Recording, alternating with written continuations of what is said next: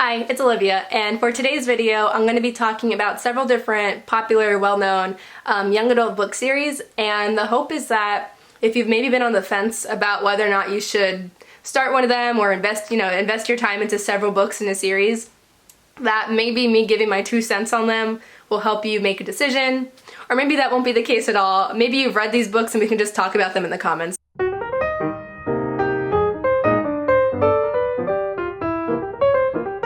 I'd also love to continue in the future doing more videos like these, except maybe catered towards something like adult fantasy or some other genre.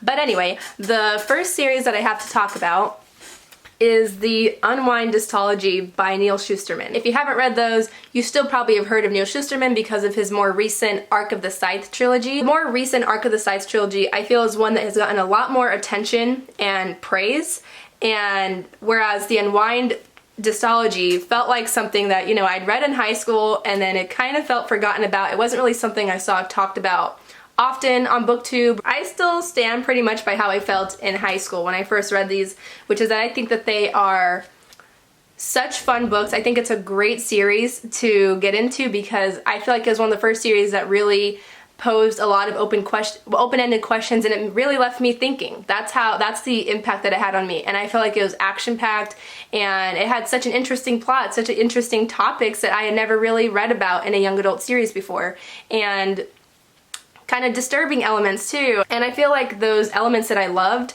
continued in every single one of the books, which is why, for the purpose of this video, I would say that the series is worth it. But I mentioned his other series because something interesting.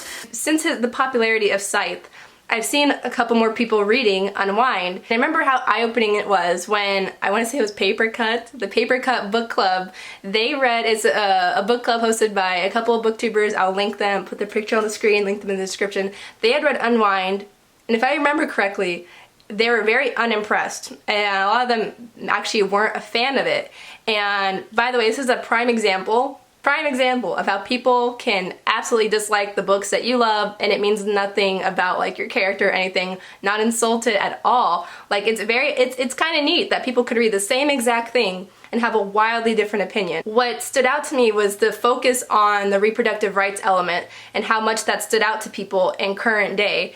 And it stands out to me too. I look back at these books and I think about that, but I know that when I first read these books, the element that stood out to me most was about the kind of advancement of organ donation. That is what I think really had my attention, and I kind of had tunnel vision to everything else. I think it's worth checking out, and if you love the first book, definitely continue with the series. The next series that I want to talk about, I probably won't talk about for very long, and you'll see why. It is the Luck series by Jennifer L. Armentrout, and I believe there's 5 books in the series, and I recall reading them in about a week, like all 5 books. And when I was scrolling through my Goodreads to look at series that I've read, I came across this and I realized I don't even know the characters' names. I couldn't tell you a single detail from any of the 5 books. Any of the 5 books. I couldn't tell you a single thing. I'd have to look on the synopsis and then try to jog my memory, but off the top of my head, I don't even remember what they were about. I think there was something, it was like a paranormal, I think there was aliens, but that is the extent of my knowledge right now. And for that reason alone, I feel like I should say that it's not worth it because clearly it was pretty forgettable. But at the same time, like I said, I finished it in about a week. I remember reading them nonstop, like every second of the day I felt like I was reading those books, and I was excited to read the next book. But here I am many years later and I've forgotten all about them. So what does that really say? The next books that I want to talk about, and honestly this covers like several different series, but I'm basically just talking about all of the books in the Shadowhunter Chronicles by Cassandra Clare. Because if you have interest in starting a book, anything by Cassandra Clare, you are signing up for about 1 million books at this point because there are several different series all taking place in the Shadowhunter world. The Mortal Instruments, which starts with City of Bones, and then there's Clockwork Angel, and this is the sequel, Clockwork Prince, and then there's Clockwork Princess, and then there's also the Lady Midnight, and then this is the first of a trilogy, and there's a new one coming out this year, and I'm pretty sure there's going to be another one, and all of them connect. All of them have characters that are related to others and whatnot. Looking back on it, the Mortal Instruments series, which is like the City of Bones, City of Ashes, all the way down to City of Heavenly Fire, I love with my whole heart. Despite it's like, as I look back on it, I catch so many flaws. The first book was so like it had such, there's a lot of info dumping in the first book, but I still loved reading all 6 of the books in that series. Plenty of people prefer the Infernal Devices, and that I cannot relate to that. My problem with these books is that specifically for the Lady Midnight books, or what is this, the Dark Artifices series, looking back on it, I've now finished Queen of Air and Darkness. I don't know if this is one that I would say you need to get to. At least right now. I would say definitely read the Mortal Instruments, and if you really want to read the Infernal Devices, but where I stand is they were fun to read, the Dark Artifices as well, but the points that I enjoyed the most, like my favorite parts of the entire trilogy, were when we had characters from the previous series. Like those were the highlights, when they would show up, and they're not even in there that much. They just kind of make appearances. Some of them do have bigger plot lines in the story, but those are my favorite parts. It was never these new characters. I just could not care for them as much, and I fear that that's going to be my struggle as Cassandra Clare continues to write more in this world. I adore this world with my whole heart. My interest really just is centered around the original characters, and as we get further and further away from them, so does my interest. So to sum up, I guess I would say the Mortal Instruments is definitely worth it if you can get past the first book, because I know there's a lot of people who just read the first book and they say this is not for me. But if it is for you, definitely check that out. But maybe all these other series that Cassandra Clare is writing, they might not all be that necessary. You'd probably think that that was the more complicated thing to try to recommend. It still does not compare, in my mind, to trying to decide whether or not I should tell people to read the Throne of Glass series by Sarah J. Maas. Whether or not it's worth people's time. Because I can tell you, I've read all 7 books. It goes all the way up to Kingdom of Ash.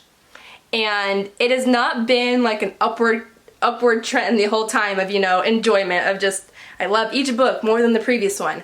It has been a wild roller coaster, that series, and that's why it makes it so hard for me to confidently tell everybody, hey, you should read these books. Queen of Shadows, which is the 4th book in the series, was arguably my favorite in the entire series, and it was followed immediately by perhaps my least favorite book by the author, which is Empire of Storms. I thought this book was a mess, like a hot mess, and it's really hard to recommend something to somebody when you know, like, hey, I want you to get to this book, but then you also have to read this book. Having read the finale, Kingdom of Ash, I think that the finale was satisfying. It summed up the series. Like, if you've been following it for a long time, it did what it needed to do. It's like, you know, it tied up all the loose ends and whatnot. I think that these books, when they're the ones that I enjoy, are so much fun, and she gives you, the author writes all the scenes that you crave. That's what I feel like I get out of this series. You get all those, any type of scene that you could want, pretty much they all appear, they all happen within the romances and the plot lines,